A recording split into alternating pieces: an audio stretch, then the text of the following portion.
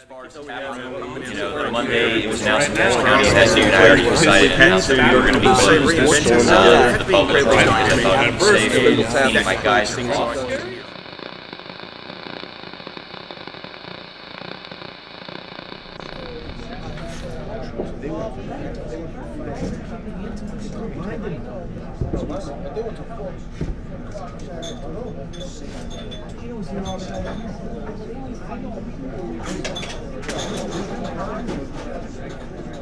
The health of the craft beer industry before the pandemic, I think, was unique. What has happened is, interestingly, you have a lot of drinkers who do drink the same thing. They're very, very difficult to get. With all the craft breweries popping up and having, building more venue type places where you can go and have dinner and drinks and everything else, it's beginning to, I think, more directly compete with bars and restaurants where more production style breweries like mine typically will try to sell in a lot of beer, right? And so it's been an interesting thing. I think it's still healthy. I think there's still lots of beer drinking going on. One of the biggest disruptors, and this is a heavily debated thing but true, is the seltzer water category coming up. There's craft seltzers, there's organic seltzers, there's your typical big boy seltzers, and people are drinking them in mass. It really flipped over and people did that. Everybody's debated who it's hurt worst, and overall I don't think there's really an answer to that. I do think typical domestics are going to suffer most just because that would be your direct analog because they already are relatively flavorless. But it still hurts the entire category because it's a carbonated beverage. I think ciders probably suffered quite a bit just because ciders used to be what people would drink who didn't want beer but wanted an easy thing to take with them. Well, now you don't have to worry about drinking a sugary drink. Now you're at this really, it's a vodka soda in a can, basically. And so I think there's just a lot of draw to that. I don't think they'll ever go away. Do I think it's a category where every single craft brewery should have an offering? I don't think that because it's been shown that people who buy it are very price dependent. So unless you want to be on sale every week or compete with the person who is, do you really want to get into that sphere?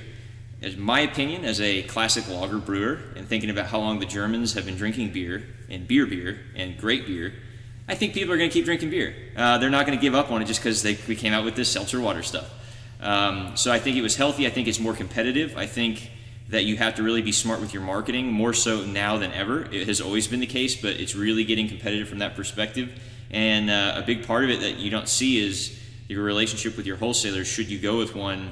And with the law changes that happened a couple years ago, or even last year, I think it was last year, you should really reconsider that, just because giving up so much of your destiny is really, really tough, because it means that much more management of relationships.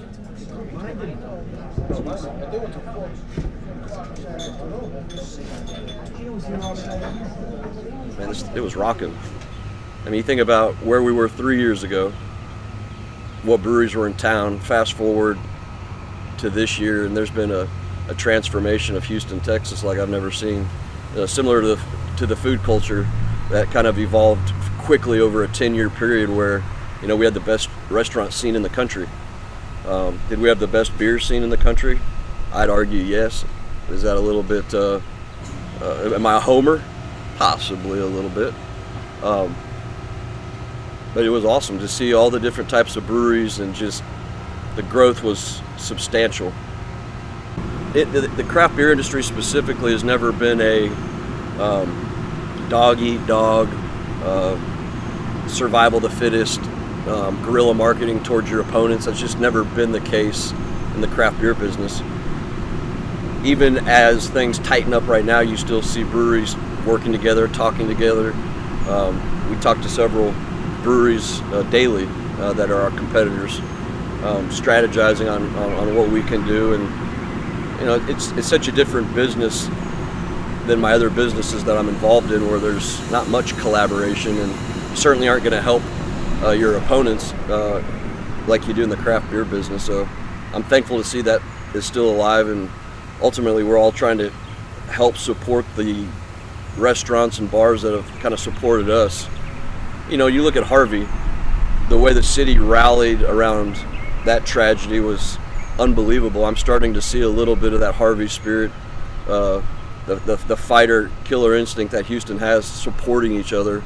And I just hope it's enough to get us through this window. The real question you have to ask yourself is this 30 to 45 days, or is this 90 to 120 days? When you start looking at 90 to 120 days of a non-revenue situation for some of these bars that have multiple locations, that capital structure is just not going to withstand no matter how much drive-through or. So I'm prayerful that the tunnel's shorter than it is longer. Clearly we can see the light at the end of the tunnel. I'm hoping it's a 30-day, not a 120-day. Too, if we didn't have HEBs, Kroger's, Specs right now supporting us and supporting the local craft community like they have.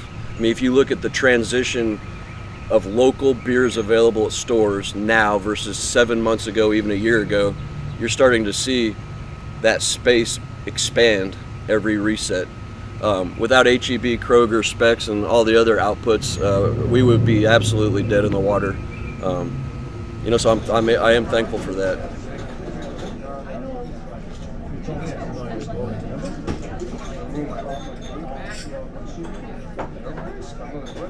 Yeah, Houston, to me, I was saying this a couple years ago, I kind of always quantify it like as a child. 5 years ago, Houston was like a 6-month-old baby. It was just be able to pick its head up and start looking around, kind of figuring out what the hell is going on out there in the craft industry. A couple years go by, it becomes a 9-month-old or 11-month-old, 12-month-old. And now I feel like Houston's probably like just still a young pup. Just like a 2 or 3-year-old adolescent, because it's such a vast market. And until 2014, when the legislative changes took place, you didn't have a real big craft scene here. Oil and gas boom brought a lot of international and outside influence into Houston, and they brought with them tastes that they liked from the markets they were coming from. And so I feel like Houston is at the beginning of the movement, whereas a lot of other major cities, Denver's, Portland, Seattle, all those other cities around the country, they're deep into it, and they've kind of come and gone and seen what's happening, and they're pivoting now and figuring out where to go next. But I feel like Houston was just at the start of this whole movement. So Houston, just like New Magnolia being new and kind of young at this, has an opportunity to pivot as well and continue to grow long term. I'm really excited about what Texas and the Houston market really has available going forward because of the I always say it's a wide, shallow pool. Big market. There's not an oversaturation of beer in the Houston market. Styles are starting to differentiate. Breweries are starting to gravitate towards certain styles and where they want to be. You got a lot of great breweries doing very niche styles of beer out there, which is great because that means everybody else can do something else. We're doing interpretations of old world beers as we think they should be, and then new beers as we think they should be, as opposed to like meandering off in some weird direction with everything.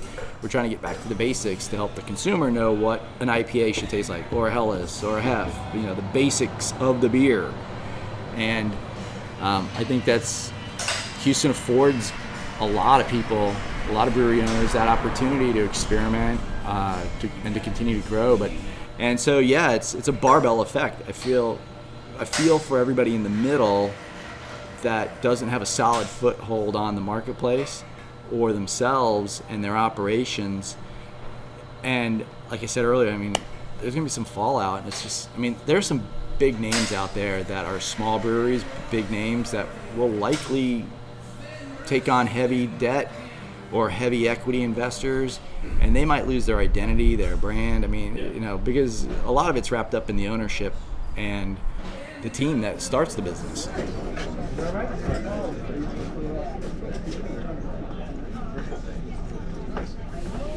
Before all this craziness, I think the independent craft brew movement or the industry per se in Houston was really quite afloat, quite healthy. But I say that in the sense that it was quite dynamic. It was changing, in my personal view. From 5 years ago, you might have had distributing breweries, and certainly a smaller number thereof. 2020, we've seen a significant increase in the number of independent craft breweries, which is an absolute wonderful thing. but they're also gravitating more towards local communities. So think of a smaller taproom type concept, like your local bar. So, which I thought was fantastic, because what it's doing is bringing the craft beer closer to the consumer, and that in itself, I think, was quite healthy in terms of those dynamics before this craziness. But I think I do need to point out, though, that there was still that, call it healthy, call it unhealthy, but it's still there. The monopolistic behaviours was still rather prevalent in the independent craft brewing industry, and I dare say that those will remain post this craziness, and we need to be a little bit careful navigating through that to make sure that that the independent craft brewing movement continues to thrive, notwithstanding those monopolistic behaviours. Explain a couple of those behaviours. Well, it's deep. Ultimately, it's deeply rooted in legislation, and ultimately it comes back to distribution. It comes back to, like any monopoly, you've got a few number of players with a large bank balance who are able to effectively influence the message to the consumer and the market on a small number of players, and we've seen that consistently. And then the behaviours in terms of stonewalling or pushing out small independent craft breweries in terms of local communities, we see that every day.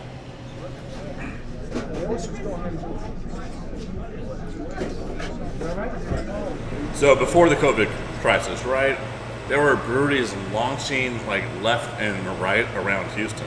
If you go back, so No Label, we started about 9 years ago, a little over 9, and we were the third brewery to hit the Houston area. And in this short amount of time, now we're like 60 plus. I mean, it's just it's an incredible amount of breweries for this area, and everyone is pretty thirsty. The problem though is now you reach this point where there's so many breweries opening week after week, and then this crisis hits, and now it's it's a wall. And for some of us who are a little bit more nimble, we're finding incredible ways to kind of get past it. Before this crisis, I really think there was more beer to go around.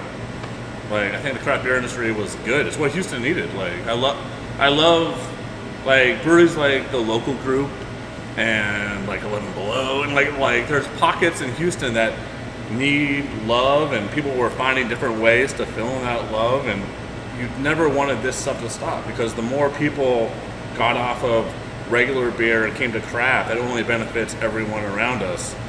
And the fact that all these people are now kind of struggling to make it work, because it's incredibly heartbreaking. But before this happened, incredibly hopeful and optimistic for what the future would hold. And there's production breweries, and then there's small local breweries, true brew pubs type. I like those. I mean, 4J and there's all these places. They have their own things about them that I inherently love, and I would love to see almost the way Spring Branch loves 4J, right? It's their place. And every neighborhood should, we're kind of, with Battle Hop just opened a year ago, but for the better part of a decade, we've been kind of cradling Katy, or Katy's been cradling us. But every place should have that. I love having a hometown, if you look at Portland's per capita, we can certainly have a lot more. We were getting healthier and more robust, but there was, it's the message of craft beer, and the fact that the message of craft beer is kind of taking a hit. That is in itself is kind of a hit to the nuts of progress. Yeah. Well, I think also a lot of craft breweries have been, up till. I like local, the idea of really supporting local. That's what really attracted me to craft beer in general, is the fact that so and so that's working in your neighborhood that breathes your air. He's that's the guy who's planning your beer that's being released, this beer you're drinking right now. He lived down the street, and he had the same lifestyle you did. He conceptualized it. He brought it up, working with other people in your community. He makes that beer, you drink it. All that money goes back into the community. It's not being outsourced to BFE in the middle of nowhere. There's something that's really nice about that. And keeping it local, it's like, I don't like national politics, but I love local politics because I think everyone is trying to help each other out, But yeah, man, it's crazy times for sure. Everybody that's out there struggling with us, we're all in this together. I think it's important to support every small business you can, especially the people that have supported you. We're going to get through this. There's no question. I think we're further through the tunnel than we were 2 weeks ago. You can see the light at the end of the tunnel. So I think we got to just continue to support each and every one of the small businesses that make this country what it is. We love the support you guys have given us. We have so much gratitude for making that drive up here and buying beer, buying food. It's allowed us to offset some of the losses from on-premise, so we're very thankful for that. But keep your chins up, Houston. We're gonna beat this like we do everything. But from SpindleTap to you, we love you guys.